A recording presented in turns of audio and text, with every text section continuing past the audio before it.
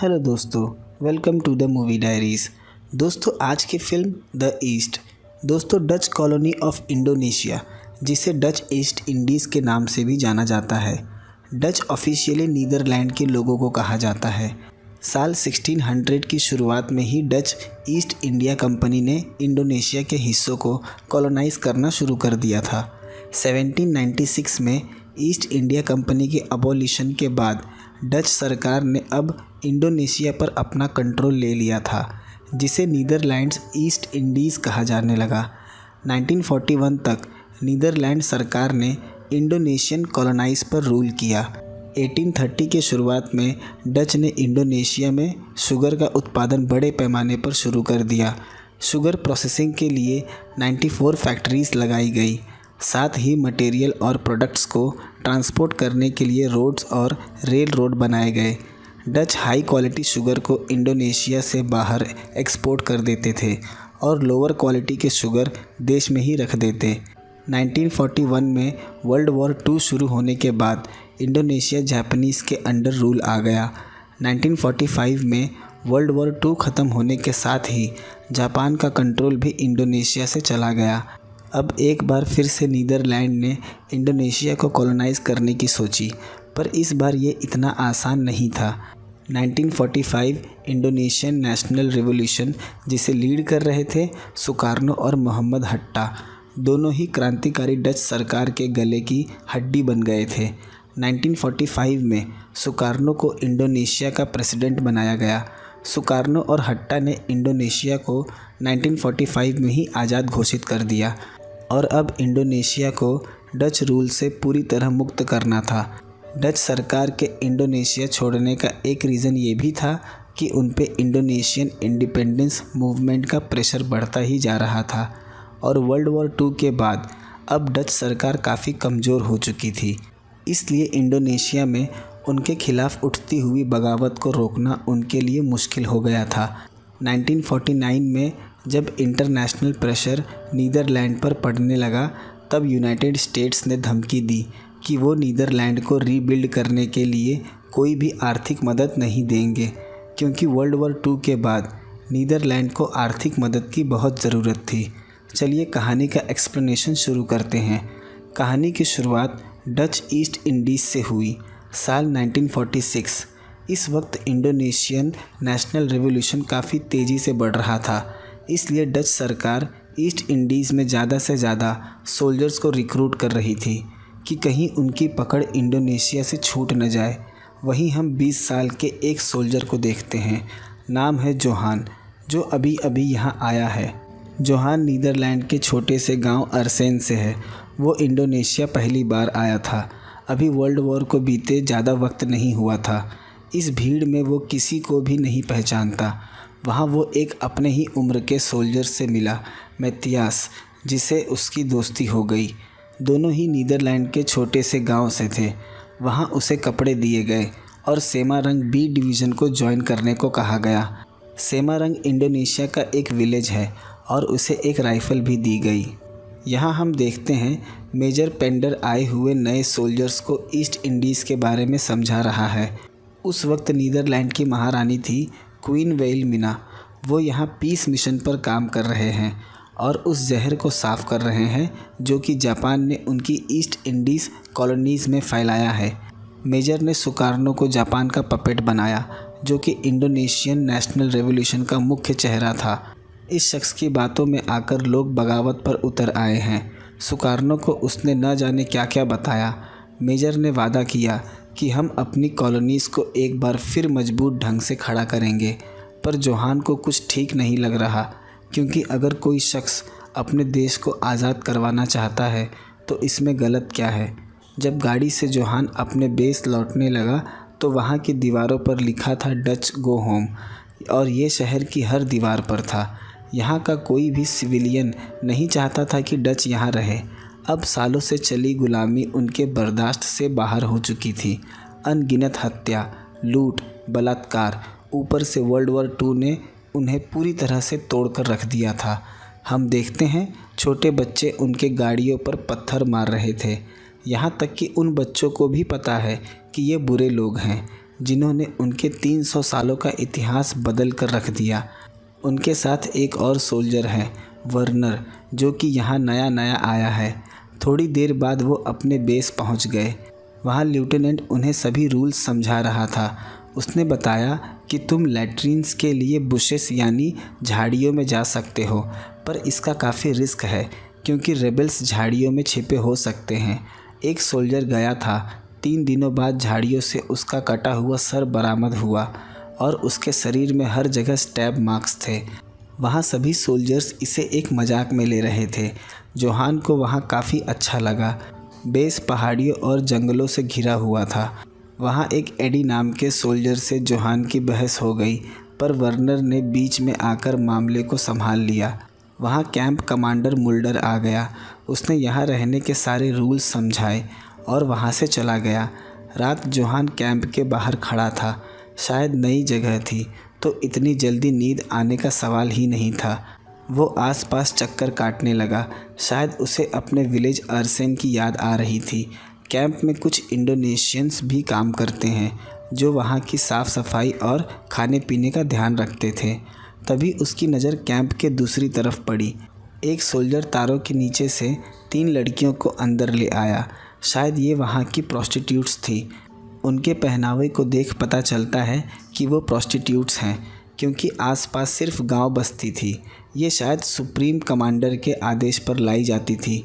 वो एक टावर पर चढ़ गया जहाँ से एक सोल्जर दिन रात निगरानी पर होता, आसपास के जंगलों में रेबेल की हलचल को देखने के लिए। वो सोल्जर काफ़ी टायर्ड लग रहा था क्योंकि उसे यहाँ आए 3 महीने से ज़्यादा हो गए, पर अब तक उसने एक भी रेबेल को नहीं देखा। पर कभी कभी रात को वो आकर झाड़ियों में छिपकर फायरिंग करते हैं और तुरंत ही वहाँ से भाग जाते हैं। यहाँ आसपास के रहने वालों ने भी कभी कुछ देखा और सुना नहीं। देर रात जोहान कैंप में लेटकर बुक रीड कर रहा है जबकि वहाँ सभी लोग सो गए थे। उसकी जेब में एक तस्वीर है।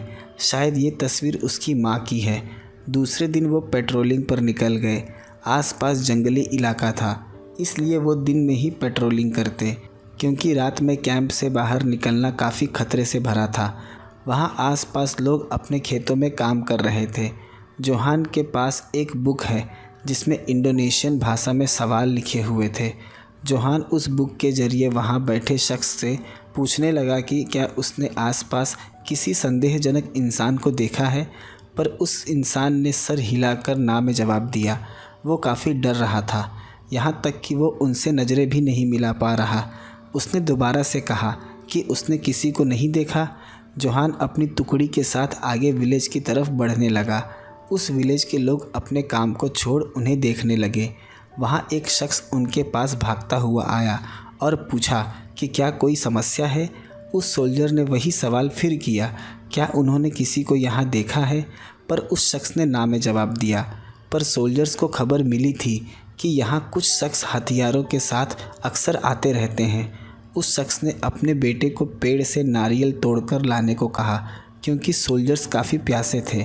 जब वो लड़का जोहान के पास नारियल ले आया तो वो काफ़ी डरा हुआ लग रहा था। ये देख जोहान को थोड़ा अजीब सा लगा। शायद वो उनसे ही डर रहा था। उसने उस बच्चे को पास बुलाकर बिस्किट दिए। जब वो क्लिफ पर पहुँचे तो वहाँ से पूरा जंगल साफ दिखाई दे रहा था। इतना विशाल जंगल, अगर इसमें कोई भटक जाए तो उसकी मौत पक्की थी। अगर रेबेल इसमें छिपे होंगे तो भी उन्हें ढूंढना मुश्किल था। वहाँ से वो दूसरे कैंप पहुँच गए। सुबह जोहान की नींद खुल गई। बाहर से कुछ आवाज़ आ रही थी। हम देखते हैं बाहर 2 प्लांटेशन सोल्जर्स ने एक बच्चे को पकड़ रखा है। वो बच्चा कह रहा था कि उसे सोल्जर्स से बात करनी है। उस लड़के ने जोहान से बताया कि विलेज में रात कुछ लोग आए थे। उस बच्चे ने उन्हें साथ चलने को कहा। वो सभी उस विलेज की तरफ जाने लगे, पर साथ ही वो काफ़ी सतर्क थे क्योंकि ये कोई ट्रैप भी हो सकता है। जब वो उस विलेज में पहुँचे तो वहाँ का नज़ारा देख दंग रह गए। उस विलेज के चीफ की हत्या कर दी गई थी। उसके सर को काटकर उन्होंने टांग दिया था और उसके मुंह में उसके प्राइवेट पार्ट को डाल दिया था। उसके साथ 2 हत्याएं और की गई थी। ये देख जोहान काफ़ी डर सा गया और वो उल्टियाँ करने लगा। रात मैतियास उसे बताने लगा, यहाँ मीलों तक जंगल फैला हुआ है। हम चाहकर भी उन रेबल्स तक नहीं पहुंच सकते। पर जोहान का कहना था अगर वो पकड़े नहीं गए तो उन्हें सज़ा कैसे मिलेगी। जोहान को काफ़ी दुख हुआ कि उस विलेज के लोग हमारे लिए काम करते हैं और हमें उनकी सुरक्षा का ज़रा भी ख्याल नहीं। शायद वो दोबारा से हम पर ट्रस्ट भी न करें। जोहान ने कहा कि वो इस बारे में लेफ्टिनेंट हर्टमैन से बात करेगा। मैथियास ने बताया ये ऑर्डर ऊपर से था, इसमें हर्टमैन भी कुछ नहीं कर सकता। मैथियास ने बताया आज शायद तुम्हारे घर से भी लेटर आया होगा। आज सभी के लेटर्स आए हैं। पर जोहान ने बताया उसके घर पर कोई भी नहीं, सब मारे गए। ऐसा लग रहा था कि वो कुछ छिपा रहा है।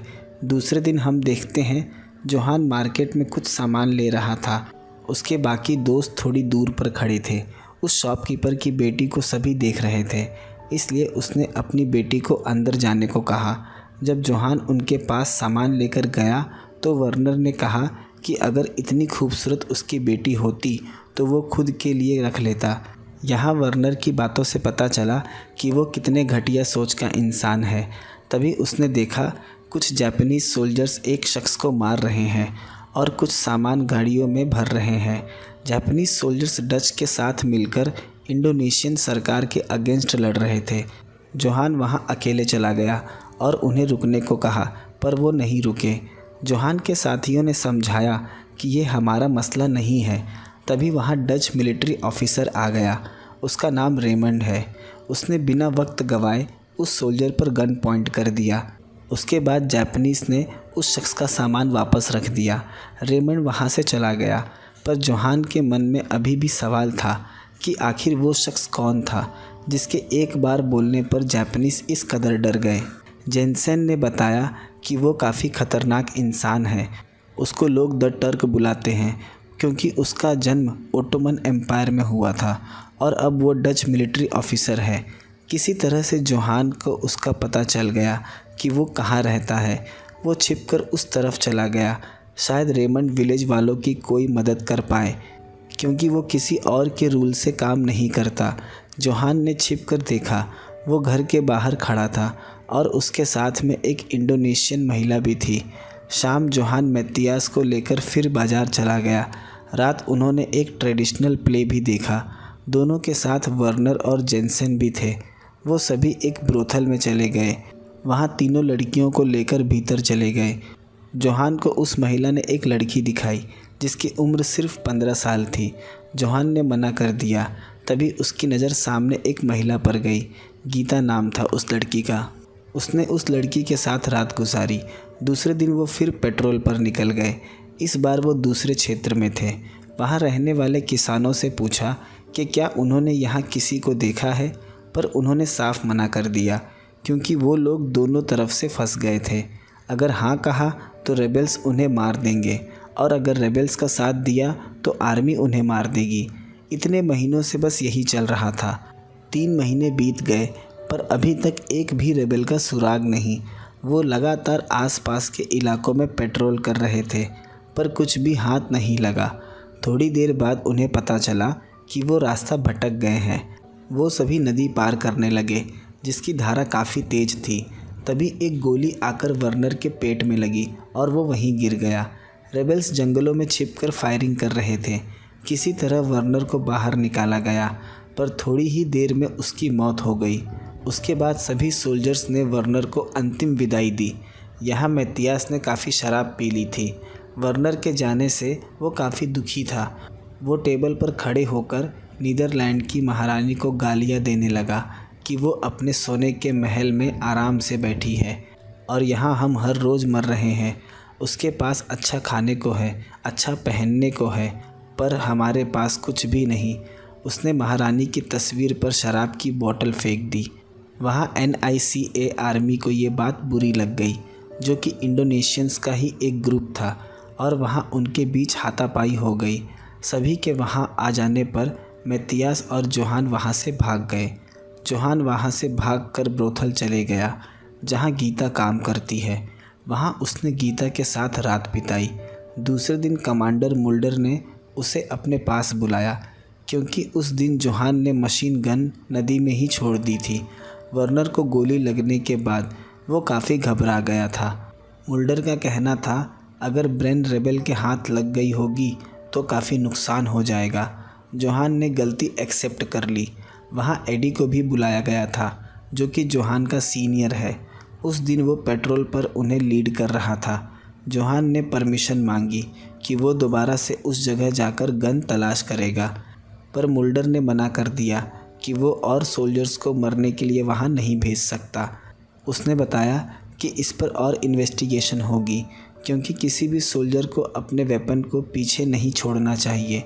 बाहर एडी ने उसे पकड़ लिया और बताया कि इस मुद्दे में अगर उसका नाम आया तो वो उसे जान से मार देगा।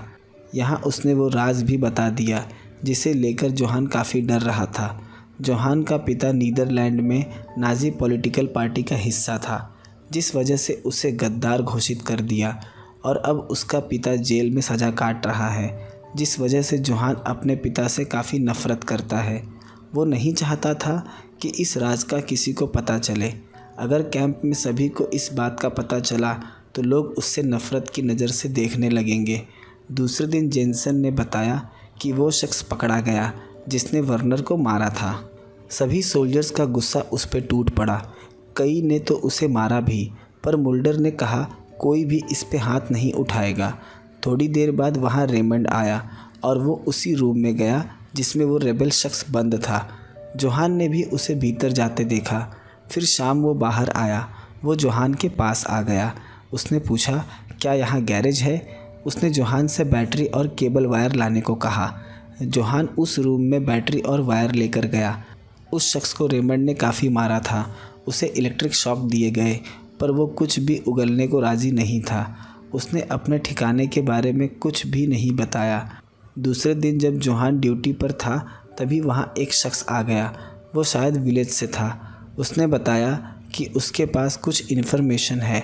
जोहान उसे मुल्डर के पास ले गया। उसने बताया कि गागा हिताम गैंग उसके घर में छिपे हैं जो कि सेमा रंग में है। उन्होंने उसकी 2 बेटियों को हॉस्टेज बना लिया है। उसने मैप पर उस जगह को दिखाया, पर मुल्डर ने कहा हम तुम्हारी कोई मदद नहीं कर सकते क्योंकि वो रेबेल्स का इलाका है। उतने अंदर जंगलों में गए तो वापस नहीं लौटेंगे। जोहान उस आदमी को लेकर उस जगह गया जहाँ रेमंड रहता है। उस लड़की ने दरवाज़ा खोला। उस शख्स ने रेमंड को सारी बात बताई। वहाँ 7 से 8 रेबल्स हैं। रेमंड ने पेपर पर उसके विलेज का मैप ड्रॉ करने को कहा। रेमंड ने मैप ले लिया और उसे घर जाने को कहा। जब जोहान वापस जाने लगा तो रेमंड ने कहा आधी रात घर के पीछे मिलना बिना किसी हथियार के, और याद रहे कि कोई तुम्हें यहाँ आते हुए न देखे। उस दिन जब वो कैंप वापस आया तो देखा सोल्जर्स के लेटर आए थे। उसमें से एक लेटर जोहान के पिता ने भेजा था जो कि पेनिटेंटियरी फैसिलिटी में सज़ा काट रहे हैं, और ये बात उसके दोस्त मैथियास और जेनसन को पता चल गई क्योंकि यहाँ उसने सभी को बताया था कि उसके पिता मर चुके हैं और उसका इस दुनिया में कोई नहीं। उनके सामने वो काफ़ी गुस्से से निकल गया, पर अकेले जाकर वो उस लेटर को चूमने लगा। शायद कहीं न कहीं अब भी वो अपने पिता को याद करता है, पर वो समाज के बनाए हुए नियमों से डरता है। अगर लोगों को पता चला कि वो एक गद्दार का बेटा है तो लोगों का रिएक्शन क्या होगा। उसके पिता नेशनल सोशलिस्ट मूवमेंट के प्रोमिनेंट मेंबर थे और वर्ल्ड वॉर 2 में हज़ारों ज्यूस के मौत के ज़िम्मेदार भी थे। रात वो रेमंड के घर पहुंच गया। वहां एक और NICA ऑफिसर था जिसे रेमंड ने बुलाया था। वो सभी उस जगह जाने को तैयार हुए। रेमंड ने जोहान को एक गन दे दी। किसी तरह वो छिपकर उस जगह तक पहुंच गए और उन्होंने एक एक करके सभी को मार दिया। अंदर उस शख्स की दोनों बेटियां थीं जिसे हॉस्टेज बनाया गया था। तभी एक शख्स अंदर आया और जोहान ने उस पर गोली चला दी। हम देखते हैं जोहान ने अपनी फैमिली फ़ोटो फाड़ के फेंक दी। सुबह मुल्डर ने मैथियास और जोहान को अपने पास बुलाया और उस पकड़े हुए रेबेल को जंगल में छोड़कर वहां आने को कहा। जोहान मुल्डर का ऑर्डर टल नहीं सकता, इसलिए वो उसे छोड़ने चला गया। मुल्डर को ये भी खबर लग गई थी कि जोहान अब रेमंड के लिए काम करने लगा है। उन्होंने उसे जंगल में छोड़ दिया, पर जब वो भागने लगा तभी जोहान ने उस पर गोली चलाकर उसे वहीं मार डाला। ये देख मैथियास काफ़ी दंग हो गया। दूसरे दिन जोहान रेमंड के साथ जंगलों में जाने लगा। रेमंड ने बताया ब्रेन के लापता होने की रिपोर्ट उसने पढ़ी थी, जिसका जिम्मेदार जोहान है। साथ ही रेमंड ने कहा कि उसका कमांडर मुल्डर एक नंबर का बेवकूफ़ है। उसने जोहान से कहा कि जो इस इन्वेस्टिगेशन को लीड कर रहा है मेरा खास है। दोबारा से वो जोहान को कभी तंग नहीं करेगा। यहाँ हमें पता चला कि उस प्रिजनर को छोड़ने का आदेश रेमंड ने ही दिया था, क्योंकि शायद से उस शख्स ने उन पर गोली नहीं चलाई थी। तभी वो एक खाली जगह में पहुँच गए। वहाँ कुछ रेबल्स थे। रेमंड उन्हें कुछ पैसे देने लगा। यहाँ जोहान और शॉक्ड हो गया कि रेमंड इन रेबल्स से क्यों मिलने आता है। रेमंड ने बताया वो एक सीक्रेट मिशन पर है और अगर जोहान ने इस बारे में किसी से बताया तो वो उसे मार देगा। जोहान काफ़ी डर गया। बाज़ार में उसे गीता मिली। उसने गीता को एक ड्रेस गिफ्ट किया और उसे अपनी जीप में बिठाकर घर छोड़ा। उसने पूछा कि तुम एक रात में कितने कमा लेती हो। उसने बताया 15 गिल्डर्स। उसने कुछ पैसे अपने पास से दिए, जिससे उसके एक हफ्ते का खर्चा आसानी से चल जाएगा। गीता का एक छोटा बेटा भी है। दूसरे दिन सभी कैंटीन में बैठे थे। वहाँ एडी आ गया और वो उसके दोस्तों से बताने लगा कि आखिर जोहान की असलियत क्या है और उसका बैकग्राउंड क्या है। तभी वहाँ जोहान और एडी के बीच फ़ाइट शुरू हो गई। जोहान ने उसे काफ़ी मारा। मैथियास ने उसे रोक लिया, नहीं तो आज वो एडी की हत्या कर देता। उसी रात रेमंड उसे एक पार्टी में ले गया, जहाँ काफ़ी बुरे लोग नीदरलैंड से आए थे। वहाँ मेजर पेंडर्स बैठा था। उसने रेमंड को ऑर्डर किया कि वो उसे जल्द से जल्द वहीं पकड़ इंडोनेशिया पर चाहिए, जैसी वर्ल्ड वॉर 2 के पहले थी। उसने रेमंड को पूरी छूट दे दी कि उसे सारी मदद मिलेगी और जो सोल्जर ट्रेनिंग के लिए चाहिए वो ले लें और एक मजबूत टीम बनाकर इलाकों को साफ़ करना शुरू कर दे। जोहान को कॉर्पोरल प्रमोट कर दिया गया। अब से वो और उसके साथी रेमंड के लिए काम करेंगे। रेमंड ने एक बड़ी टुकड़ी तैयार की थी, जिसे जोहान और रेमंड लीड करने वाले थे। एक दिन वो गीता के घर गया, पर उसने दरवाज़ा देरी से खोला। उसे शक हुआ कि भीतर कोई है। जब वो भीतर गया तो बेड के नीचे एक शख्स छिपा था। उसने उस शख्स को काफ़ी मारा। गीता उसे हटाने लगी। उसका बेटा भी रोने लगा। जोहान को लगा कि ये शायद कोई रेबेल है जो उस पर नज़र रख रहा है। गीता ने बताया ये उसका फियांसे है। जोहान गाड़ी लेकर वहाँ से चला गया। उसे लगा कि पिता उससे प्यार करती है, क्योंकि उसने ब्रूथल जाने से भी मना कर दिया था, इसलिए वो हर हफ्ते उसे घर खर्च दे देता। हम देखते हैं आज वो दिन आ गया जो अब तक का उनका सबसे डेंजरस मिशन है, purge mission to South Sulawesi. Raymond ने कहा जिसे जाना है वो जा सकता है, क्योंकि एक बार शिप पर बोर्ड होने के बाद उन्हें दोबारा लौटने नहीं मिलेगा। वो सभी साउथ सुलवासी पहुंच गए। वहाँ रेमंड से एक शख्स मिला। उसने रेमंड को कुछ पेपर्स दिए। वो सभी रात एक टूटे हुए घर में रुक गए। सुबह उन्हें निकलना था। रात में तियास ने जोहान से पूछा कि क्या कल को लेकर उसे डर लग रहा है, पर जोहान ने उसका जवाब ना में दिया। वो ज़रा भी नहीं डर रहा है।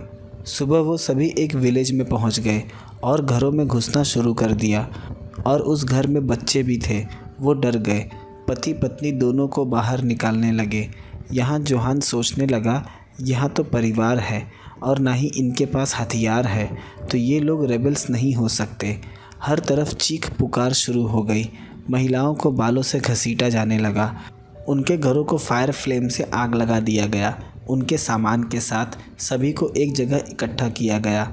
वहाँ रेमंड भी आ गया, पर जोहान को कुछ तो यहाँ गलत लग रहा था जो उसे दिखाई नहीं दे रहा। रेमंड ने कहा उसकी डायरी में कुछ नाम है। नाम पुकारने पर उन लोगों को आगे आना होगा। उसने एक शख्स का नाम पुकारा। जब वो आगे आया तो रेमंड ने उसे गोली मार दी। इसी तरह उसने 10 लोगों को मार डाला और उन्हें उसी ज़मीन में दफन कर दिया। पर अब जोहान के मन में कई सवाल उठने लगे, क्योंकि आर्मी सस्पेक्ट्स को बिना किसी ट्रायल के मार दे रही थी। अब उसके मन में एक नहीं हज़ारों सवाल उठने लगे, क्योंकि ये एक तरफा जंग थी। शायद उन सस्पेक्ट्स के नाम भी गलत थे। रात वो रेमंड के पास गया। उसने कहा कि तुमने सस्पेक्ट्स को बिना पूछताछ के क्यों मार दिया? क्या पता वो बेकसूर हो। पर रेमंड ने कहा वो जो भी कर रहा है सब ठीक है। दूसरे दिन वो सभी दूसरे गांव में पहुंच गए और उनको घरों से निकालकर गोलियां मारने लगे और उनके घर में आग लगा दी। वहाँ भी उसने सस्पेक्ट्स को बुलाकर गोलियां मारना शुरू कर दिया। उसने 4 लोगों को एक साथ बुलाया जो एक ही परिवार के थे। उसने शूट करने के लिए जोहान और मैतियास को कहा। दोनों ने उन्हें शूट कर दिया। आज का दिन भी इसी तरह निकल गया। उसे रियलाइज़ हो गया कि सब कुछ यहाँ गलत हो रहा है। दूसरे दिन वो फिर जाकर गांव के गांव ख़त्म कर रहे थे। वहाँ जब रेमंड ने एक शख्स को बुलाया तो उस शख्स ने बताया कि ये शख्स उसकी ज़मीन हड़पना चाहता है, इसलिए उसने ये सेटअप किया है और गलत नाम दिए हैं। ये सुन जोहान काफ़ी शॉक्ड हो गया। जोहान ने जब उस आदमी से पूछताछ की तो उसने बताया कि ये झूठ कह रहा है। इसके बाद रेमंड उस आदमी को शूट करने गया, पर इस बार जोहान उसके सामने आकर खड़ा हो गया क्योंकि ये किसी भी तरह से ठीक नहीं था। लोगों को अपना पक्ष रखने का भी मौका नहीं दिया जा रहा था। रेमंड ने उसे सामने से हटने को कहा। तभी एडी ने उसके सर पर राइफ़ल का पिछला हिस्सा मार दिया और जोहान वहीं बेहोश हो गया। जब उसे होश आया तो वो वहीं था, पेड़ से बंधा हुआ, और सभी सोल्जर उसे घेरे हुए थे। रेमंड के पूछने पर उसने बताया कि यहाँ जो कुछ भी हो रहा है गलत है और मैं इन चीज़ों के लिए यहाँ नहीं आया हूँ। यहाँ रेमंड ने सभी को बताया कि ये एक नाज़ी का बेटा है।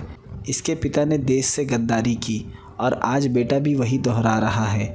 शायद से खून में ही गद्दारी है। रेमंड ने कहा, यहाँ से 5 मील्स की दूरी पर शिप लगी है हमें सपोर्ट करने के लिए इन केस ऑफ इमरजेंसी। अगर तुम उस शिप तक 15 मिनट में पहुँच गए तो बच जाओगे, वरना मुझे तुम्हें मारना होगा। जोहान के पास वहाँ से भागने के अलावा और कोई रास्ता नहीं था। वो शिप की दिशा में भागने लगा। उसने 3 सोल्जर्स को उसके पीछे लगा दिए। 15 मिनट में पहुँचना मुश्किल था, इसलिए वो जंगल में छिप गया और एडी को अकेला पाकर उसे मार दिया। दूसरे सोल्जर से उसकी कुछ दुश्मनी नहीं थी, इसलिए उसे बेहोश करके छोड़ दिया। अब बस उसका दोस्त मैतियास बच गया था। उसने मैतियास के सर पर भी मारकर उसे बेहोश कर दिया। थोड़ी देर में वो बीच पर पहुंच गया। वो शिप की तरफ बढ़ने लगा। तभी रेमंड आ गया। दोनों ने एक दूसरे पर गन पॉइंट कर दी। उसने जोहान के पेट में गोली मार के वहीं छोड़ दिया, पर वो गोली रेमंड ने साइड में मारी थी, जिससे उसे कोई खतरा नहीं। उसके बाद अगला दृश्य हम नीदरलैंड का देखते हैं। वक्त बीत गया है। रेमंड एक प्ले में काम करता है। वहाँ जोहान भी उसका प्ले देखने आया था। जब रेमंड ड्रेसिंग रूम में गया तो जोहान अपनी गन के साथ वहीं बैठा था, पर उसे देख रेमंड शॉक नहीं हुआ क्योंकि उसे पता था आज नहीं तो कल जोहान उसे ढूंढता हुआ ज़रूर आएगा। उसने रेमंड पर गोली चलाई, पर वो गोली साइड से छूकर निकल गई थी, जिस तरह से रेमंड ने जोहान को मारा था। उसके बाद जोहान ने खुद के मुंह में बंदूक की नली डालकर ट्रिगर दबा दी और उसकी वहीं मौत हो गई। शायद से जोहान रातों में सो नहीं पाता था। पहले तो उसके माथे पर गद्दारी का लेबल और फिर अनगिनत बेकसूरों की मौत उसे चैन की नींद सोने नहीं दे रही थी। रेमंड ने भी उसे आर्मी के सामने गद्दार घोषित कर दिया था। कहानी इसी दृश्य के साथ ख़त्म हो गई। दोस्तों, आखिर डच ने इंडोनेशिया को आज़ादी क्यों दी? इसके पीछे कई कारण हैं। सबसे पहला, सेकेंड वर्ल्ड वॉर के बाद नीदरलैंड आर्थिक रूप से काफ़ी बर्बाद हो चुका था। आप इस तस्वीर में रॉटरडैम की हालत देख सकते हो। ये तस्वीर जर्मन बॉम्बिंग के बाद ली गई थी। वर्ल्ड वॉर के बाद अब नीदरलैंड का पूरा फोकस अपने देश को फिर से रीबिल्ड करने में था। अब उन्होंने इंडोनेशिया में अपनी कॉलोनीज़ को कंट्रोल करने से ध्यान हटा लिया था। दूसरी प्रॉब्लम ये थी कि इंडोनेशिया नीदरलैंड से काफ़ी लॉन्ग डिस्टेंस था, जिससे उन्हें विरोधी एरियाज़ को कंट्रोल करने में काफ़ी दिक्कत आ रही थी। सबसे इम्पॉर्टेंट प्रॉब्लम ये थी कि नीदरलैंड ने इंडोनेशिया में काफ़ी वॉर क्राइम्स किए थे। उन्होंने विलेजेस जला दिए थे, जिससे यूनाइटेड नेशंस का गुस्सा टूट पड़ा। यूनाइटेड नेशन ने धमकी दी कि ऑयल एम्बार्गो पर रोक लगा देंगे और सारे इंटरनेशनल ट्रेड्स भी रोक देंगे, जिस वजह से नीदरलैंड ने इंडोनेशिया के साथ एग्रीमेंट साइन किया और 1949 में इंडोनेशिया आज़ाद हो गया, सिर्फ वेस्ट पपुआ को छोड़कर, क्योंकि उस वक्त वेस्ट पपुआ को लेकर काफ़ी कॉन्फ्लिक्ट्स चल रहे थे। वेस्ट पपुआ एक आइलैंड है जो कि इंडोनेशिया का ही एक हिस्सा है। वेस्ट पपुआ को आज़ादी मिली 1962 में। दोस्तों सिर्फ इंडोनेशिया ही नहीं, भारत की भी आज़ादी के पीछे वर्ल्ड वॉर 2 की मुख्य भूमिका थी। वर्ल्ड वॉर 2 ने यूरोप को पूरी तरह से बर्बाद कर दिया था और अब वो इस हालत में नहीं थे कि अपनी कॉलोनीज़ पर वही पुरानी वाली पकड़ बना सके। दोस्तों कहानी पसंद आई हो तो वीडियो को लाइक, शेयर और चैनल को सब्सक्राइब ज़रूर कर दें। मिलते हैं अगले वीडियो में एक नए एक्सप्लेनेशन के साथ।